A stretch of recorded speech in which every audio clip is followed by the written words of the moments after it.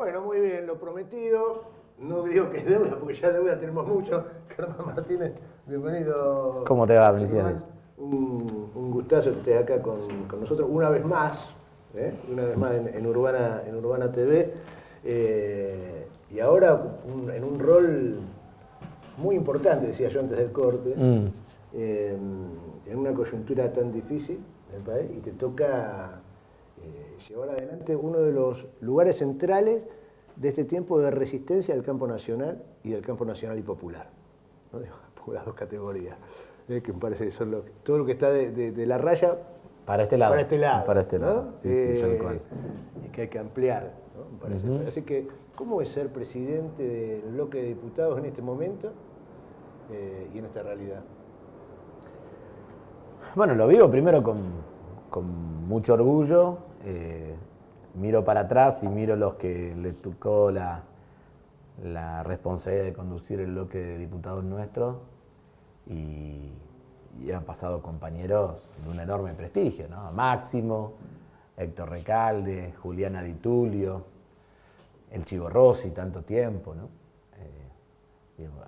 Al menos por nombrar los últimos, así que por lo tanto estar en esa línea me llena de orgullo y de responsabilidad, ¿no? Porque el pueblo no se elige para ser diputado, pero en realidad ser presidente del bloque te eligen tus compañeros y tus compañeras, ¿no? Es la confianza de tu bloque el que te lleva hacia ese lugar.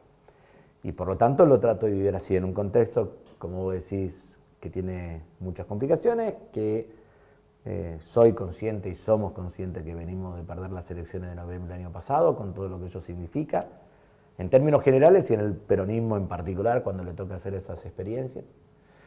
Pero también lo vivo con el permanente deseo de hacer cosas, de visibilizar agendas, de impulsar iniciativas, no solamente de hacer algo básico que tiene que hacer la oposición, porque la oposición fue electa para oponerse, para mostrar los límites a una vocación, a mi criterio, desbordadamente hegemónica del gobierno de Javier Milei.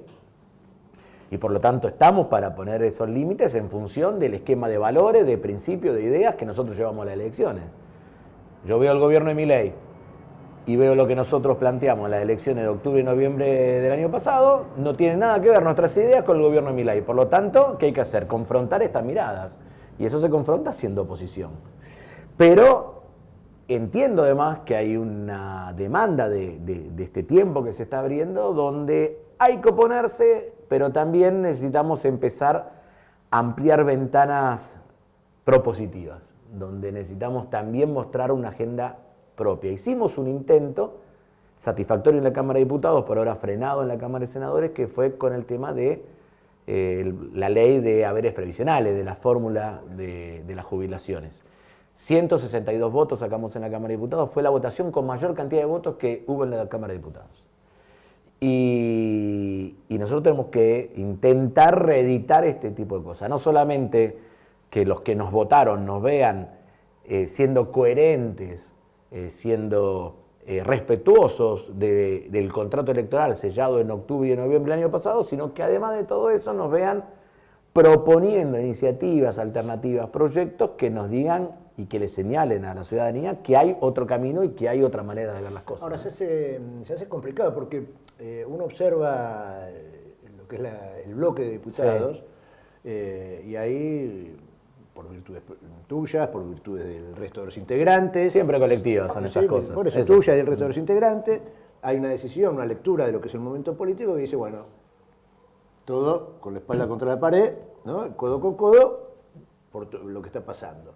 Con alguna pequeña fuga, pero eso no tiene correlato, por ejemplo, en el Senado, no tiene correlato en la relación del Movimiento Nacional, del peronismo, con el rol de los gobernadores, y eso debilita la lectura de la oposición. Porque, ¿no? Digo, esto que vos señalabas, de la propuesta que uno llevó, que Unión por la Patria, por poner el nombre actual, lleva a las elecciones, y mira lo que propone Milei, no tiene nada que ver con esto. Sin embargo, el gobierno nacional hace una propuesta del Pacto de Mayo, 10 puntos, y es avalada por una cantidad de gobernadores de origen peronista, que llegaron a esos lugares con esas definiciones y terminan firmando cosas que no tienen nada que ver con lo que se puso en campaña. Bueno, yo te digo algunas cosas. Primero, creo que el esfuerzo que están haciendo los compañeros y las compañeras del Senado va en la misma línea de lo que nosotros estamos haciendo en diputados, con las características, las particularidades del Senado. Nosotros también tenemos las nuestras.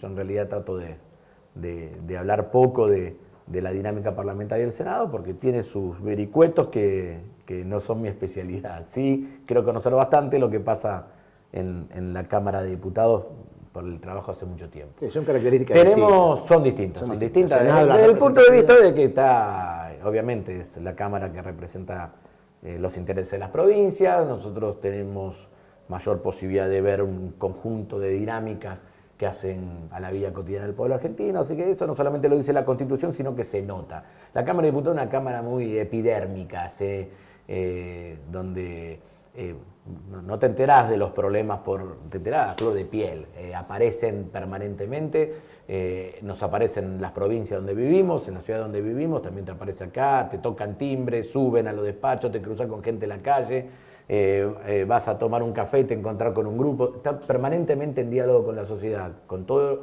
lo bueno y con todo lo desafiante que eso significa. Hay una buena relación de trabajo con los gobernadores de las provincias, vale para el movimiento obrero también, con ellos trabajamos mucho, principalmente en el rechazo al DNU 70-2023, que ahí José, Juliana, los senadores dieron un paso más, que lograron rechazarlo en el Senado y que nosotros no logramos rechazarlo todavía en la Cámara de Diputados. Digo todavía porque no pierdo la expectativa de que se genere una ventana para poder rechazarlo. Ahora, después en un momento en como el que está el peronismo, después, insisto, de haber perdido hace 8 meses las elecciones atrás, nosotros tenemos también la obligación de ser firmes en nuestra propuesta, en nuestras convicciones, en nuestras ideas. También tenemos que tener margen de cierta tolerancia en algunas coyunturas con algunos compañeros y compañeras. Digamos, ¿no? Tenemos que saber distinguir los aspectos que son nodales, las contradicciones principales, de aquellas que tienen un segundo nivel de relevancia, que no le quito importancia, pero que si nosotros nos ponemos en un esquema muy rígido, no nos va a permitir seguir sumando adjetivos a lo que vos decías, nacional, popular, necesitamos seguir agregando cosas, y cuando más vayas agregando, más matices encontrás. Y al generar esos matices, más contradicciones puedes tener en el propio camino propio. Y bueno, ese es el camino que tenemos que hacer, Mircea, es la demanda que nos exige en este momento.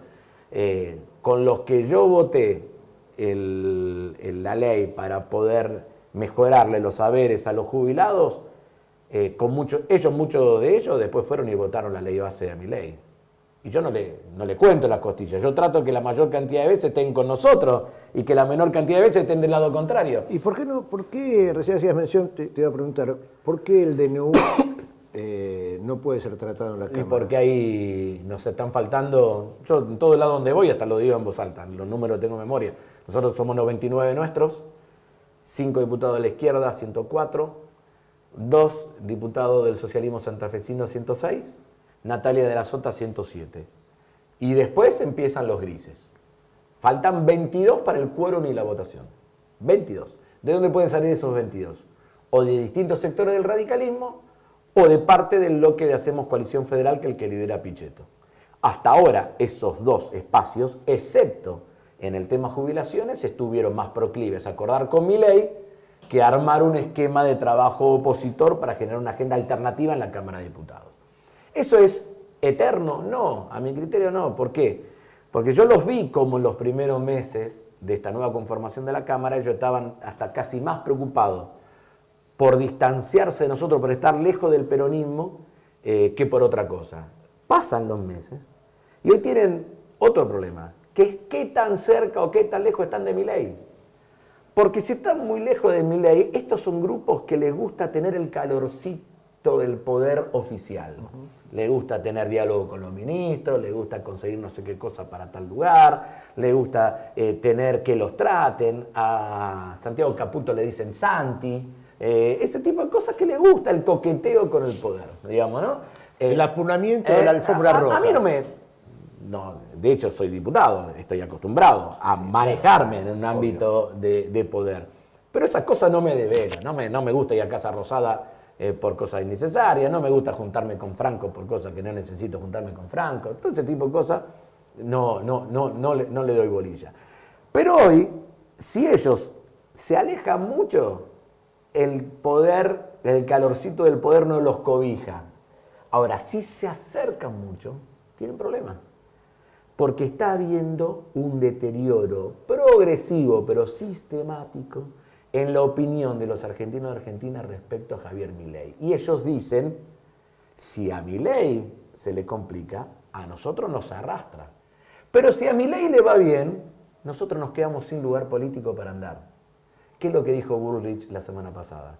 Ya absorbimos al PRO. ¿Vos te pensás que es muy distinto que lo que pasa con ciertos sectores del radicalismo?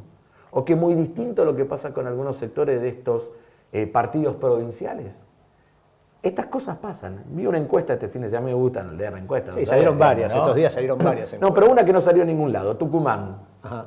La mitad de los que votaron al gobernador Jaldo el año pasado como gobernador están en contra de su vínculo con Milei. Ahora, vos vas a ver esa encuesta y te das cuenta de que Jaldo tiene más imagen positiva que negativa. ¿Quiénes son los que opinan positivamente del gobernador Jaldo? Los que no lo votaron.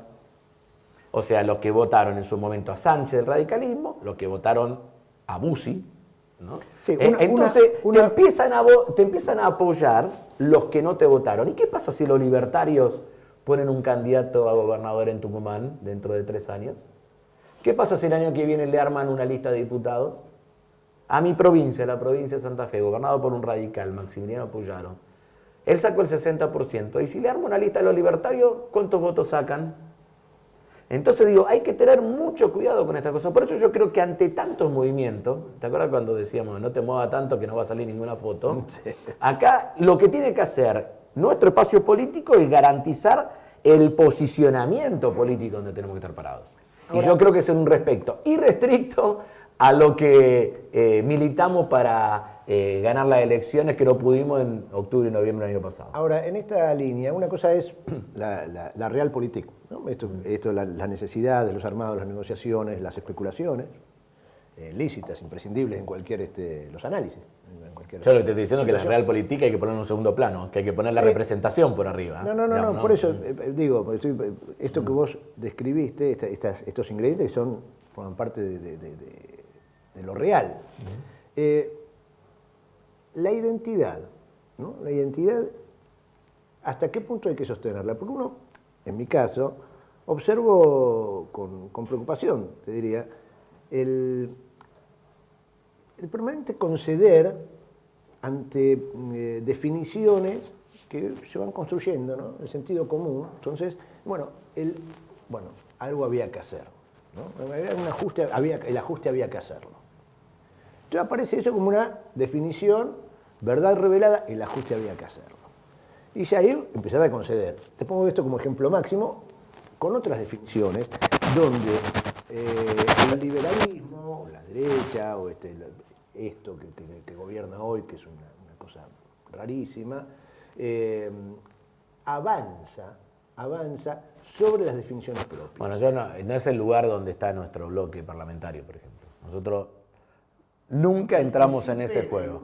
El no, pero... No, porque si no nos quedamos sin el debate de alternativas. Yo creo que lo dije en la primera reunión de comisión de la Ley de Bases.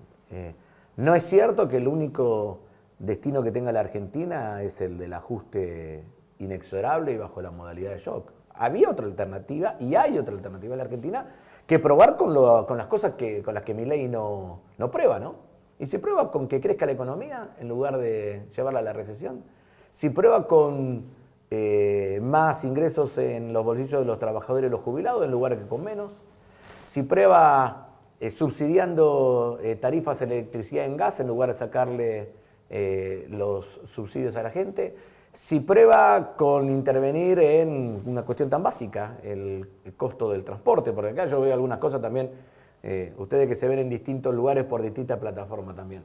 En realidad se dice, Milei demoró el tarifazo en electricidad y en gas. En el área metropolitana de Buenos Aires.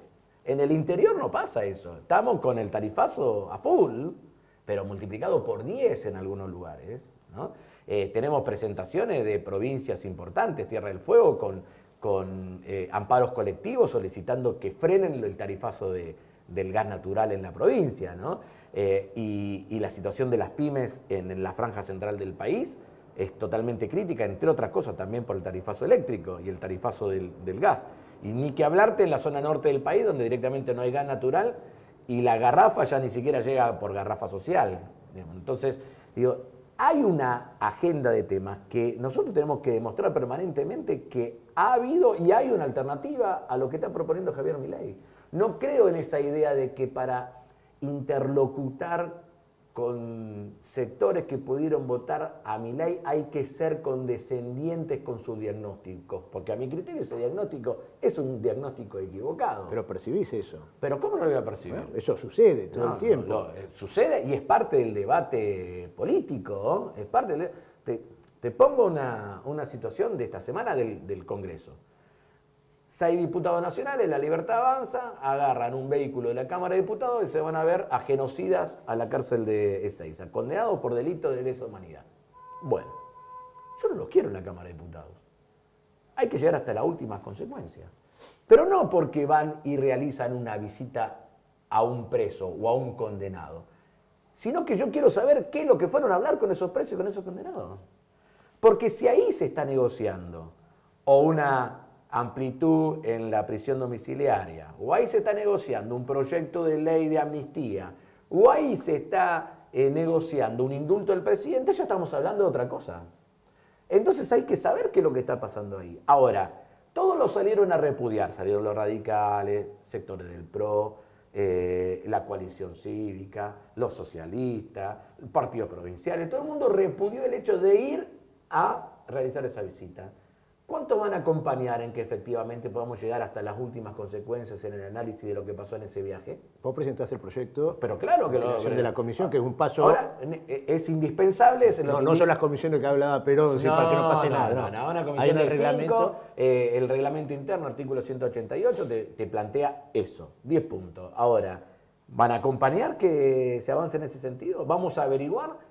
¿Quién pidió la camioneta para ir al penal de Ezeiza? Bueno, pero es la misma Cámara de Diputados que suspendió a un diputado porque le besó un seno en una pantalla. ¿Sabes cuál era la diferencia? Que estaba Massa presidiendo. Y rápidamente generó los mecanismos institucionales para que nosotros podamos tener una respuesta rápida a un hecho que muchos dijeron, no se pasaron de rosca, no hicieron una de más, pero fue una de las primeras sesiones remotas de la Cámara de Diputados. Estábamos discutiendo, si no me equivoco, el presupuesto. Era un tema importante. Era un tema importante. Era la ley de sostenibilidad de la deuda o era la ley pero digo, hay una desmesura entre una Cámara que sanciona a un diputado. ¿Cuál era nuestro número? Nosotros estábamos casi, tampoco Máximo pudo tener mayoría propia. Siempre teníamos que acordar siempre fuimos una primera minoría más cercana, creo que en aquel momento teníamos 118 diputados. Más cercano a los 129, pero vos tenías una vocación política del presidente de la Cámara y decir, esto no puede pasar, ¿no? En este caso, esto no puede pasar, nosotros estamos en el mismo lugar. Y la vocación del presidente de la Cámara es otra, es darle la camioneta a los que van a Ezeiza. Y te pregunto ahora volvemos sobre los genocidas porque tiene que ver con esto de la construcción del sentido, ¿no? Pero también en línea con la construcción del sentido, ¿puede haber un diputado que preside la comisión más importante de la Cámara de Diputados, como es la Comisión de Presupuesto y Hacienda, que le dice a 2 colegas cárcel o bala y no pasa nada? Es que no es que no pasa nada, esto es lo que te estoy diciendo. Nosotros estamos haciendo lo que estamos a hacer. Ahora, para que pase algo, tiene que haber 129 dispuestos a que pase algo. Pero el caso de Espert, por ejemplo, que amenazó a diputados, está en la Junta de Ética, está en algún lado. No te lo prueban. No se trata, no te lo prueban. Fuiste legislador. Sí, ya lo sé. El elemento cuantitativo en los cuerpos legislativos es fundamental. Ahora, nos pasa ahora, que somos 99 y nos falta 30, nos pasaba cuando éramos 108 en el anterior, nos pasaba cuando teníamos 118. A ver, nosotros siendo 118 diputados, no pudimos aprobar un presupuesto, Milciades. No pudimos aprobar un presupuesto en el momento, ¿te acordás? Diciembre del año 2021. Sí, no lo pudimos. Entonces, no pasa nada. Sí pasan las cosas. Lo que tenemos que hacer es que si no logramos el objetivo, machacar para que esas cosas queden lo más instaladas posible. En este caso, volvemos al tema. Puede ser que alguno no nos quiera acompañar con la conformación de esa instancia de investigación para llegar hasta la última consecuencia, para ver qué sanciones se le aplican a esos diputados. La sanción extrema es obviamente el separarlo de la Cámara de Diputados. Bueno, puede ser que lo podamos conseguir o que no lo podamos conseguir. Lo que no puede hacer es abandonar la agenda.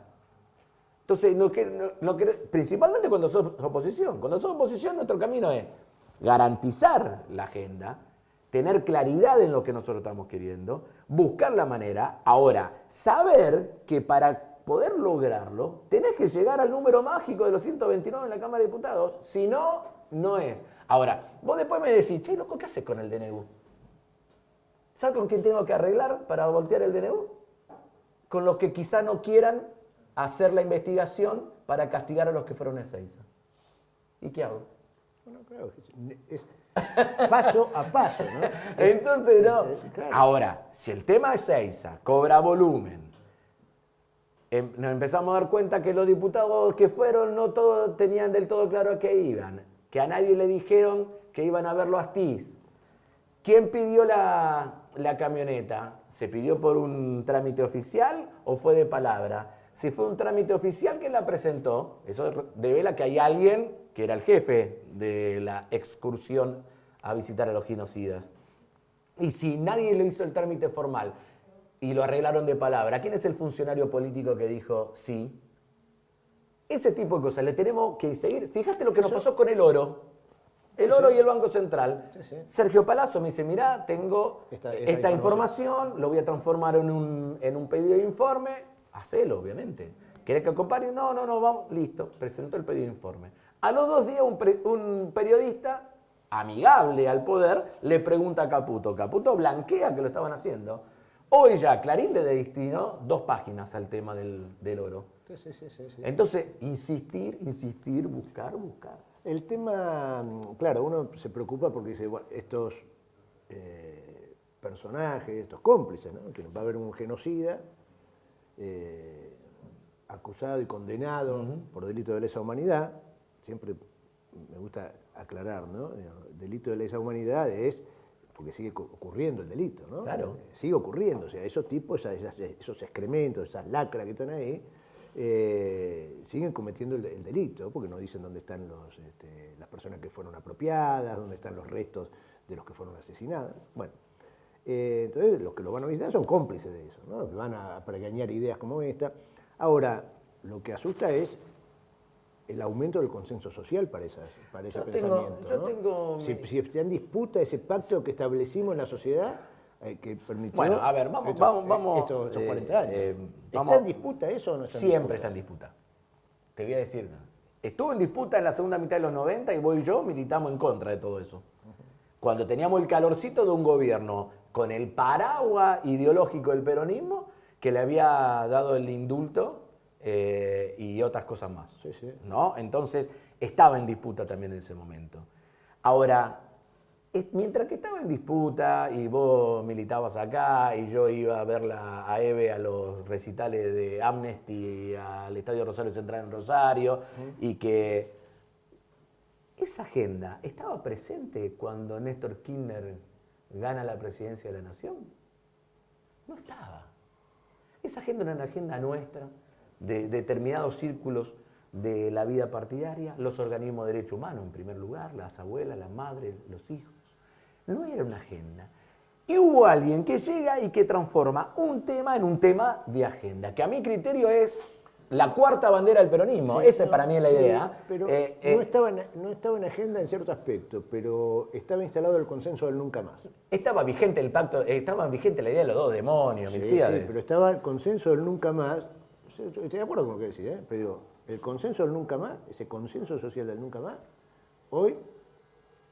Bueno, hoy creo que hay, sobre la teoría de los 2 demonios, hay una remake que cuestiona el nunca más, pero los que opinamos los otros seguimos estando en la misma posición. Sí, sí, sí. Entonces digo, también nosotros, lo que yo digo es, así, hoy hay un debate que se te debe dar a vos, a todos los que nos están viendo, que nos pueden llegar a ver y que están que les gusta la militancia política. O sea, hay un debate se ve un daño fuerte que está provocando Javier Milei con todas sus políticas, y la pregunta es, como en otros tiempos de la política argentina, ¿este daño que se está provocando se puede volver atrás? ¿Es reversible o no?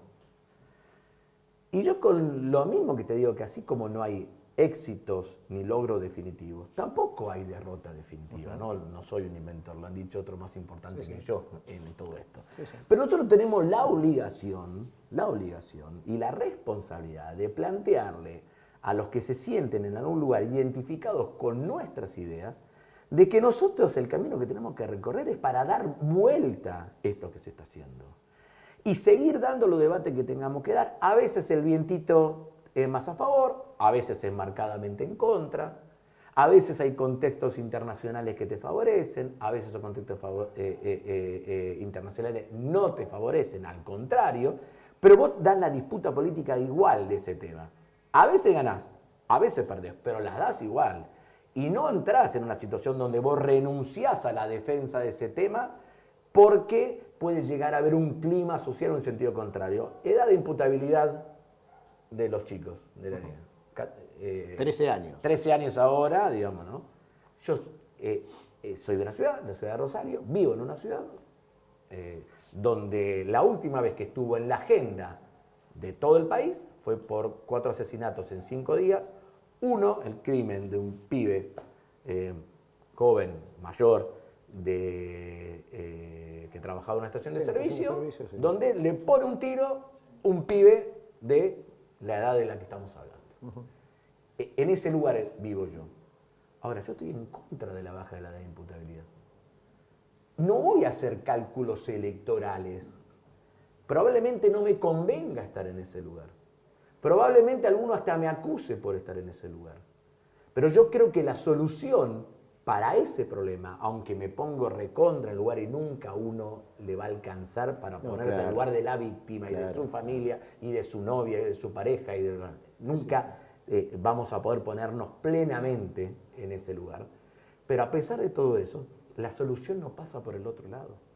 Pero ese debate lo vamos a dar. Ahora, lo doy hoy, pero no lo voy a dar con la misma fortaleza que lo dimos en el 2009, donde se dio ese debate en la Cámara de Diputados. Había un diputado vinculado a Martín Sabatella, Emilio García Méndez, que inclusive hasta tuvo dictamen de alguna de las comisiones. Se dio el que pero teníamos un gobierno con otro esquema ideológico, en otro contexto internacional, donde damos los debates de un lugar distinto. Ahora, hay que darlo igual, aunque el viento no sople en el mismo sentido, pero no podemos ir viendo qué tema acomodamos o no acomodamos de acuerdo a cómo sopla el viento. Y eso en un esquema sin conducción clara del movimiento. Y bueno, tiene las dificultades que tiene para llegar a lo que todo espacio político tiene que aspirar, que es tener síntesis políticas que unifiquen. ¿Hoy está? Hay que trabajar tema por tema, laburar mucho entre nosotros. A veces, diríamos como, nosotros estamos en un lugar que en términos de conducción política seríamos cuadros auxiliares a la conducción. O como máximo nos toca hacer ser conductores de un dispositivo táctico, un bloque parlamentario. Bueno, tenés que hablar con varios arriba y hablar con muchos a tus costados para tratar de tener elementos que te permitan lograr síntesis. Pero se puede, ¿eh? También es cierto que si hay un momento para esa ebullición y ese debate y esa búsqueda de síntesis, es este. Que no es el año electoral, digamos, sí, ¿no? Pero también buscar esa síntesis, a ver, nunca hay que dar por sentado nada, pero digo, yo noto muchos compañeros y compañeras, lo noto en nuestro bloque, que manifiestan con argumentos posiciones distintas, pero que también están receptivos a una posición de conjunto. Nos hace bien decir lo que pensamos, decía. Sí. Nos hace bien. Hubo mucho tiempo de no hacerlo. No, pero nos hace bien decir, che, mira, yo lo estoy viendo de esta manera. Ahora, Y después de una ronda de, mira, nuestras reuniones de bloque son largas, son intensas, excepto una sola vez, nunca se filtra nada a la prensa. Distintos son los de Reco, que por ahí los periodistas buscan y siempre algo encuentran, digamos, ¿no? Sí, sí. Y si no, alguien le inventa algo que pasó en tu bloque, digamos, ese tipo de cosas.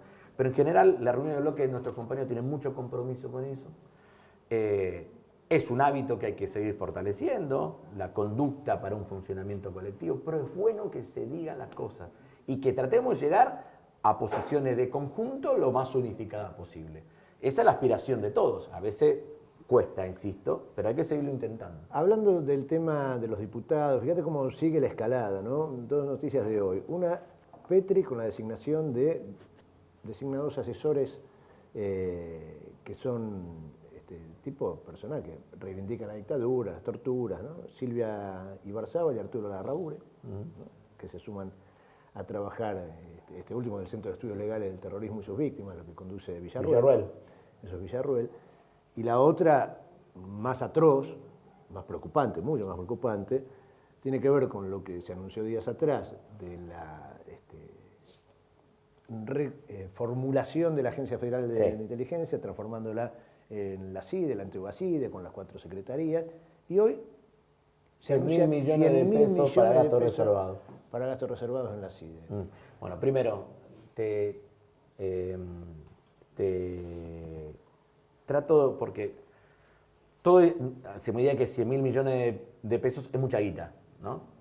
No sabemos cuánta es, nos cuesta comparar, ¿no? Pero yo te lo digo a propósito. El primer semestre del año pasado, el Estado Nacional le había transferido a las provincias recursos para comprar alimentos por aproximadamente 14.000 millones de pesos. El año pasado, primer semestre. Este año, Milei, en el primer semestre, le transfirió a las provincias para que compren alimentos 11.000 millones menos. Son 3.000 millones de pesos lo que le transfirieron a las provincias para comprar alimentos. Lo que Milei le está dando a la CIDE para gasto reservado como ampliación de un presupuesto que ya tenían, son 33 veces lo que le giró a las provincias para comprar comida. O sea, no es mucho, muchísimo. Punto elemento. Segunda cosa a decirte. Nuestro gobierno, el de Alberto Fernández y el de Cristina Fernández de Kirchner, si algo hizo, fueron dos cosas: achicar los gastos reservados y transparentar su utilización. Dos elementos centrales. Estamos haciendo todo lo contrario. ¿Qué se presume? Que los peronistas somos un desastre, que usamos los gastos reservados, que no lo... Bueno, todo al revés. Nuestro gobierno bajó los gastos reservados y blanqueó su utilización. Bueno, este está haciendo todo lo contrario. Sigamos. ¿Para qué va a usar esos 100.000 millones de pesos? Vos analizás el decreto y dice para financiar la nueva estructura, que es el decreto de la semana pasada, ¿no? Pero esa nueva estructura no existía o en algún lugar ya existía y ya estaba financiada. Sí, ya tenía. ¿Cuál es la hipótesis? Obvio. Que esos 100.000 millones de pesos se van a utilizar en cosas que no estaban previstas. ¿Y qué de todo lo que salió la semana pasada respecto a esta reformulación de los organismos de inteligencia no estaba tan claramente? Un área vinculada a ciberinteligencia. Entonces, la hipótesis que muchos tienen es que en realidad con esos 100.000 millones de pesos van a fortalecer la estructura de ciberinteligencia, adquiriendo equipamiento y poniéndola al servicio de las peores tareas de control de la sociedad. Entonces hay que mirar muy de cerca lo que está pasando con la AFI. Yo sé que es un tema difícil, críptico, oscuro. Bueno, en algún momento de nuestro gobierno se habló de los sótanos de la democracia. Yo creo que muchas veces hubo conducta que tenían que ver con los sótanos, pero a veces esa definición nos lleva tajantemente a desconocer el valor que puede tener una inteligencia estratégica en el buen sentido. No tenemos que dejar la aspiración a tener una inteligencia estratégica como corresponde en un país de las características que tiene la República Argentina. Pero lo cierto es que, más allá de esas dificultades, nosotros tenemos que dar esa... Y al mismo tiempo, ni Menem en diputados, ni Villarruel en el Senado ayudaron a conformar la Comisión Bicameral de Inteligencia, que es la que controla nada más y nada menos que todo esto. De hecho, ya hubo un titular de la AFI que se fue y que ni siquiera se le han controlado la gestión. Y es tan importante, son tan importantes los temas de inteligencia, que, en primer lugar, cada vez que se trataron estos temas, se quisieron hacer modificaciones, siempre fueron por leyes bastante consensuadas, con mayorías importantes y con debates parlamentarios. Se supone que la Ley de Defensa Nacional, la Ley de Seguridad Interior, la Ley de Inteligencia Nacional, en algún lugar son 3 leyes que necesitan, si se quiere modificar, niveles de consenso importantes. Cosa que acá no hubo, fueron por decreto. ¿Y el decreto por qué lo sacan? Porque el Congreso tarda mucho. ¿Y por qué tarda mucho? Porque el Congreso tiene que debatir y controlar en tiempo real. La Comisión Bicameral de Inteligencia, de las pocas comisiones que tiene que funcionar todo el año, es una comisión permanente que funciona todo el tiempo, que tiene una ley especial, que es la Ley de Inteligencia, que es la que lo regula. Y ellos hace 7 meses que la tienen clausurada. Y encima de todo esto está la pelea de Milei con la vicepresidenta. Sí, y están con las internas de ellos. Están con la interna de ellos. De Ritondo y Bullrich. Y uno que es un asesor de segundo nivel que aparentemente decide todo en el gobierno. Santiago Caputo. Que hoy lo estamos empezando a nombrar. Pero que hace 7 meses, preguntarle a la sociedad quién es Santiago Caputo. No, primero que no termina de distinguir el Caputo. No, si es el Caputo ministro de Economía, si es el Caputo el amigo del alma de Macri. El que contrata a los copitos. El que contrata a los copitos, digamos, ¿no? O es este Caputo. Bueno, digo, pero hay que nombrarlo. Por más que a él no le guste, por más que en sus redes sociales no declaradas termine amenazando a exdiputados, como es el caso del Topo Rodríguez. Sí. Digamos, ¿no? Entonces nosotros los tenemos que nombrar. Después está la fuerza política, la energía, el poder, digamos, ¿no? Para poder llegar a una conclusión definitiva sobre esta cosa. Pero mientras tanto hay que marcarlo, Ahí hay una tríada, ¿no? de Javier Milei, Santiago Caputo y Lópezita, como... Yo empiezo a decir Lópezita. Sí, Lópezita. ¿No? Porque por los hoteles, qué sé yo. Ojalá que no. Pero, ¿no? Uno lee la historia y ve el comportamiento, y hay toda una estructura que se mueve en esa lógica, en el borde mismo del sistema democrático, y como nos gusta decir acá, con un pie afuera. Bueno, a esa mesa, hoy Milei le puso 100.000 millones de pesos encima. Bueno, no es poco, ¿no? No es poco. Nosotros tenemos ahí... diputados ya designados para la comisión. Sí, están designados, inclusive en este tiempo que no se sabía en qué momento iban a convocar, inclusive hasta algunos de nosotros estamos ahí a tiro por si la convocan rápido, pero sí. Tenemos diputados que trabajan muy bien el tema hace mucho tiempo, ¿no? Ayer lo escuchaba, mira, lo tenía ahí a Pañi, que plantea un tema, bueno, hablando del hijo, le está muy con el tema del hijo, la Nación es jugando a fondo con la designación, que es algo que está, por supuesto, le corresponde al Senado, ¿no? Esa designación. Pero ayer menciona algo que tiene que ver con los diputados. ¿Lo podemos ver? El problema es el hijo. Y sigue siendo un problema. 11 diputados kirchneristas plantearon una denuncia por la represión que sufrieron ellos y otros ciudadanos militantes del kirchnerismo en la manifestación para impedir la sanción de la ley Bases. Esa denuncia fue al juzgado del hijo. El hijo la delegó en el fiscal Ramiro González. Ni Ramiro González ni el hijo hasta hoy hicieron nada. ¿Quién es la acusada por ellos? Patricia Bullrich. Entonces mira a Cristina y dice, pero ¿cómo el hijo entonces es el escudo de Patricia Bullrich? ¿Qué pasa con eso? Fueron agredidos primero, ¿no? 2 episodios. Primero, hay 2 causas, ¿no? Una la de Juan Marino y Lorena Pocoy. Sí, esa es la primera. Pero la que está hablando Pagni es la del 12 de junio, la represión cuando le tocó al Senado de la Nación tratar la ley de bases. De hecho, yo estuve con ellos. Los diputados que se presentaron directamente a la justicia, yo estoy como testigo ofrecido en esa causa y te digo, nosotros estamos constituyéndonos como querellantes, los que hicieron la denuncia, ahora se están constituyendo como querellantes, ya está todo preparado, sabes que estamos en feria y estamos en esa línea. Comparto el diagnóstico de ni el fiscal Ramiro González ni el juez Lijo hicieron absolutamente nada por el tema. Ustedes van a darle más visibilidad a este Totalmente, tema. Van a salir totalmente. También tenés un tema en eso, ¿no? Es muy Porque grave lo que pasó pero ahí. gravísimo. Es muy grave, digamos, gravísimo. la represión a 11 diputados en la vereda del Congreso de la Nación, digamos, o sea... Pero aparte sin ninguna situación de rispidez, sin alguna... Yo comparto el diagnóstico que es el origen de la denuncia presentada por nuestros compañeros y compañeras de diputados, de que hubo una decisión del Centro de Operaciones de Seguridad de venir a reprimirlos. No me cabe la menor... De hecho, después pasamos un montón de tiempo en la calle en otro lugar y no hubo esas dificultades. Pero fueron a reprimir a estos diputados, ¿no?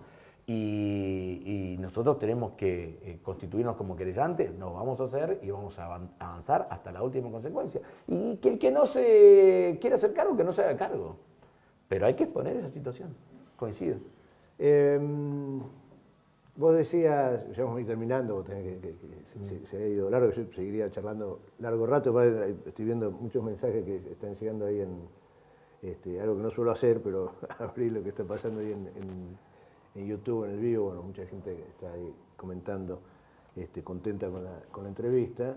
No hay muchas voces en la política nuestra, dirigencial, ¿no? Vos aparecés con fuerza y animándote a dar estas miradas, tu mirada, y abriendo los debates. Y señalaba, y eso es muy valioso, eso es imprescindible, imprescindible. Señalabas al comienzo esto de mantenerse con coherencia en lo que uno plantea, los principios, los ideales. Por eso yo te señalaba, digo, ¿no? Dice, bueno, firman un pacto algunos, diciendo, nos comprometemos a explotar los recursos naturales, ¿no? Bueno, nosotros planteamos otra cosa, vamos a preservar. Entonces, suena raro desde lo ideológico y de lo político que alguien que está de este lado firme eso.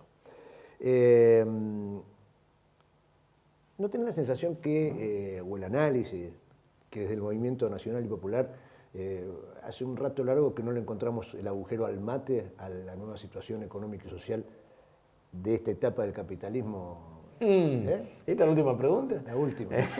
Porque con esto no, tenemos para 2 horas, claro. No, pero podíamos responder por un sí o por no, te la dejé, ¿viste? Como cerrar. ¿No te la dejé? Sí ¿viste? o no. Como dicen unos colegas de ustedes, la última pregunta en el estribo, ahí agarrate, porque la pregunta en el estribo es la peor de todas, digamos, ¿no? Bueno, a ver, yo creo que el peronismo, en tanto eje fundamental del movimiento nacional popular de Argentina,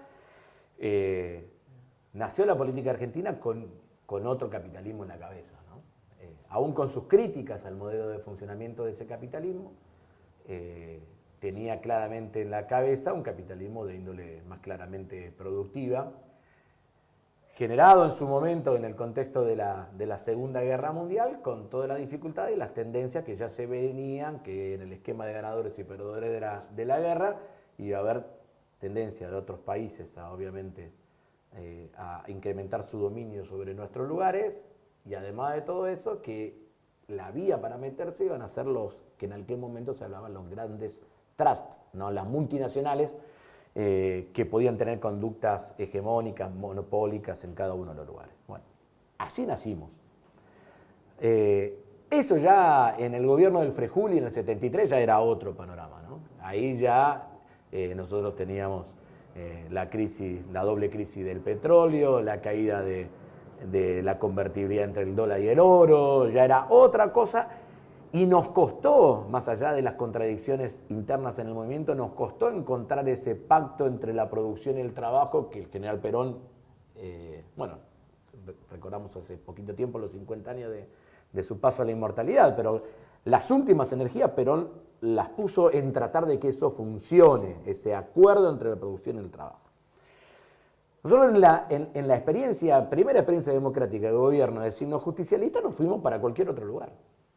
Y con Menem a la cabeza, en contra de muchos de los valores y de la mirada económica que teníamos, con la teoría del realismo periférico, de que teníamos que pararnos, que el muro había caído, que no había más ideología y que había un único tren de progreso que era aliarnos con los Estados Unidos. No todos pensaban igual.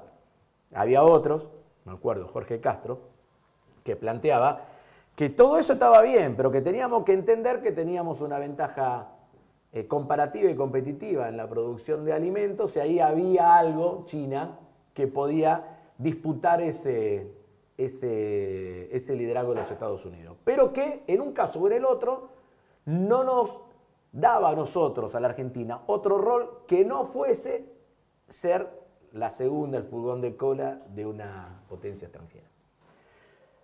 Segunda mitad de los 90, perdóname esta introducción, pero segunda mitad de los 90 viene algo que es, a mi criterio, fundamental, que es el incremento del componente financiero dentro de ese mismo capitalismo, ¿no? Recordemos lo que fueron las crisis de Brasil, del tequila, el sudeste asiático y tantas otras, la crisis rusa, todo eso que se generó, y de ahí en más fue todo un incremento en ese sentido. Cuando más financiarización del capitalismo, menos chance para la autonomía y para el desarrollo nacional de la Argentina. ¿Qué es lo que hizo? Porque todo eso explotó en un momento. Eso fue el 2001. El final del 2001 no fue solamente la gente pasándola mal. Yo me acuerdo que un mes antes estábamos juntando firmas por el seguro de desempleo y formación, antes de diciembre del 2001, ¿no? No solamente el corralito, sino que fue un pedazo de ese modelo financiero del capitalismo el que se rompió, que tuvo otra crisis más adelante, la del 2008 y 2009 con Lehman Brothers, ¿no? Y así, digo, cuando Cristina y Néstor, ¿qué es lo que hicieron? Construyeron un blindaje para que a pesar de esas coordenadas de este capitalismo cada vez menos productivo y cada vez más financiero, nosotros tengamos una ventana de oportunidad para el desarrollo nacional. Y lo hicieron. Y lo hicieron. Aciertos, montón. Errores, algunos, ¿por qué no? Ha habido errores. No todos esos 12 años fueron iguales, los momentos fueron distintos, hasta los protagonistas políticos fueron distintos. Podemos hacer 1000 análisis de todo eso. Ahora, lo cierto es que Macri con Caputo, Milei con Caputo, retoman las coordenadas de ese capitalismo recontrafinanciero en donde el desarrollo nacional parece no tener lugar. Y nosotros intentamos volver a poner al país bajo las coordenadas de un desarrollo social, de un desarrollo productivo, con autonomía en nuestras decisiones, también con errores en la gestión de Alberto y Cristina, pero con vocación de ir a ese lugar. Y lo demostramos tanto en la pandemia como en la recuperación post-pandemia, hasta en el momento más difícil que tuvimos nosotros, desde julio del año 2022 hasta final del 2023, cuando las especulaciones financieras sobre Argentina fueron terribles, terribles. Y te digo la verdad, hay que sacarse el sombrero con lo que hicieron Alberto y Cristina y también Sergio Massa en muchos momentos, llevando adelante la gestión económica. Por lo tanto, ¿por qué te dice todo eso? Porque es cierto que estamos jugando en un territorio en el cual las ideas del peronismo no se desarrollan con toda la practicidad y con toda la velocidad que le gustaría. Pero nosotros no tenemos que renunciar a la posibilidad de tener un capitalismo efectivamente productivo con posibilidad de generación de empleo, con posibilidades de mejora en los ingresos de los trabajadores, de potenciar el mercado doméstico, el mercado interno, y que podamos lograr que no solamente las exportaciones de nuestros sectores estratégicos desde el punto de vista de recursos naturales y otros más, incluyo la economía del conocimiento ahí, sino que tengamos la posibilidad de que todo esto nos genere posibilidad de crecimiento económico que sea redistribuido. Ese es el lugar donde tenemos que estar parados. No lo veo tan complejo. Ahora, lo que tenemos que hacer es a todo esto irle agregando cosas concretas, que es el proceso en el cual estamos. Pero hay temas, Germán, está bien en ese coincido totalmente con ese análisis, esa descripción. Ahora, hay un elemento que es de aquel concepto del movimiento obrero, columna vertebral del movimiento, en un mundo, en un país, una economía, donde el trabajo en blanco registrado era Coincide. plum, ¿no? Hoy no existe más eso. Y posiblemente no exista más por las características de esta etapa del desarrollo del capitalismo internacional. Entonces, hoy vos tenés, por eso digo, ¿a quién se le habla cuando tenemos una sociedad donde tus representados naturales, que es el trabajador, asalariado, en blanco, registrado, es minoritario respecto del resto del universo. Sí, bueno, a O ver. sea, una economía informal, los desocupados, los subocupados, los que deciden la economía sin patrón. Bueno, pero nosotros hoy lo que Los estamos, nuevos modelos lo de- que nosotros estamos teniendo es un pedazo de la sociedad que sigue funcionando con las coordenadas de este capitalismo tradicional tal cual conocimos, ponerle los porcentajes que quiera en términos de los datos estadísticos, podemos estar hablando la mitad de los trabajadores y la trabajadora. Yo creo que es menos, coincido con vos, Ahí, de que está se bien. suma porque hay una zona de grises complejas en el mundo del trabajo. Y hay otra mitad que está casi en una Argentina preperonista. Ahora, la capacidad del movimiento nacional es tratar de entender esas nuevas realidades, pero no responderle con neoliberalismo a esas realidades, sino con responderle cuáles son, qué haría Perón hoy con ellos. Buscaría incluirlos. Ahora, yo esta cosa lo charlo con vos y te aseguro que hablo con compañeros trabajadores del movimiento obrero de distintos lugares, que esta cosa de que el monotributista, el laburante informal, el cadete, hay muchos que creen que esto no es trabajo. Ese debate lo tenemos que dar. Eso te digo, me Y parece no hay que- posiciones Da la impresión que en unívocas. ese sentido es como que uno Bueno. dice, bueno, no le encontramos un agujero al mate porque hay un universo que Bueno, es muy... pero numeroso. no sé Ni si, que hablar en los no jóvenes, sé si ¿no? lo estamos encontrando, pero hay que buscarlo, yo te digo. Hoy, lamentablemente, yo estoy en la ciudad de Buenos Aires, no lamentablemente, mi trabajo, pero digo, a las 6:30 de la tarde, en Rosario, la Juventud Peronista organizó un debate sobre el mundo del trabajo y las organizaciones sindicales. Ahora, porque también te quiero decir esto, yo no tengo que dejar de aspirar a la posibilidad de que esos trabajadores se organicen. Fundar hoy es uno probablemente de los think tank con más reconocimiento hoy, inclusive con algunas posiciones que uno de sus técnicos, Sebastián Echemendi, te lo recomiendo el texto, analiza las Sebastián es un tipo reformas... muy lúcido. Bueno, muy lúcido. Pero analiza las reformas laborales en varios países y él las llama reformas laborales inclusivas. No es cierto que el mundo esté yendo hacia reformas laborales neoliberales. Estamos yendo solitos ahí, porque queremos ahí con Milei a la cabeza. No es cierto, vos analizás México, Chile, Portugal, España y algunos estados de los Estados Unidos, y están yendo en el sentido contrario, reducción de jornada laboral, comité mixto de salud laboral, mayores niveles de encuentro entre trabajadores y sindicatos, un rol del Estado arbitrando la famosa carácter tripartito de las relaciones laborales. Además de todo eso, fortalecer las organizaciones sindicales. El mundo está buscando fortalecer las organizaciones sindicales, no terminar con los sindicatos. Ahora vos me decís, che, hay cosas de los sindicatos que probablemente no funcionen. Bueno, discutámosla, pero no invalidemos la herramienta.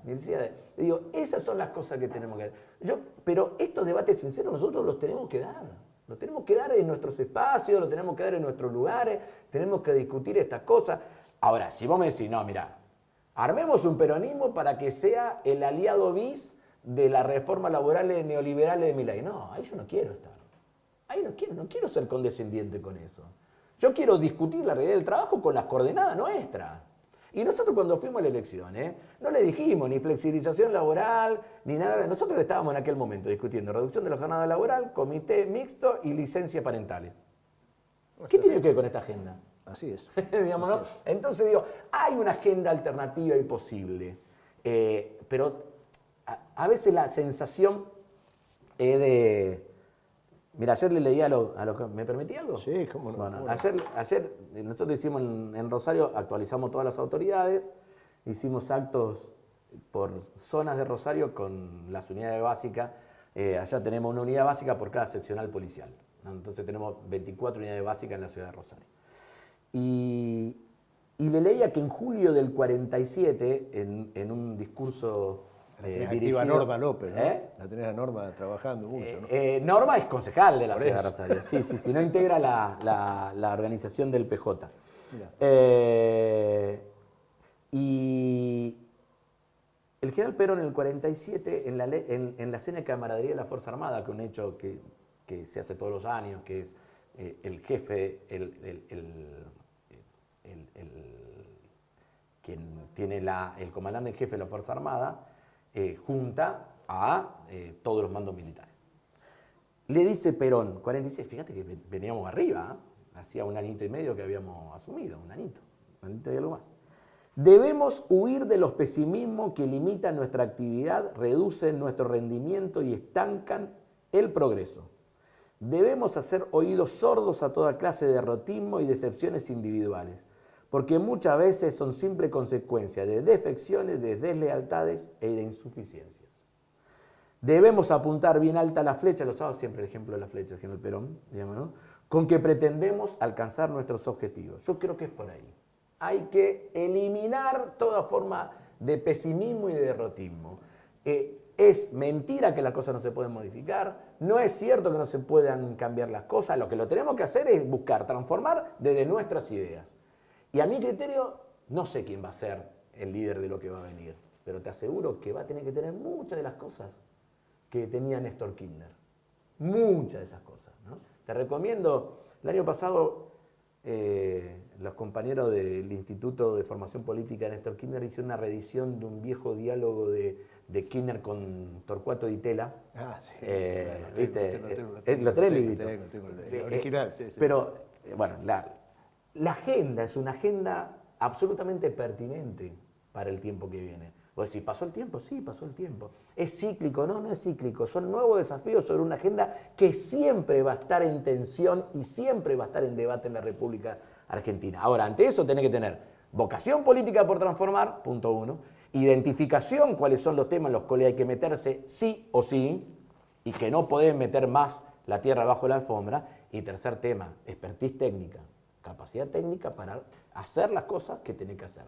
Yo creo que si ponemos al peronismo dando esos debates, generando los procesos de síntesis que nos permita tener esos liderazgos transformadores, saber bien a dónde hay que apuntar y tener, porque los tenemos, la capacidad adecuada de los políticos técnicos para llevar adelante la gestión, yo creo que hay que no todo es oscuro y hay posibilidad de reabrir una puerta a la esperanza en la Argentina. Bueno,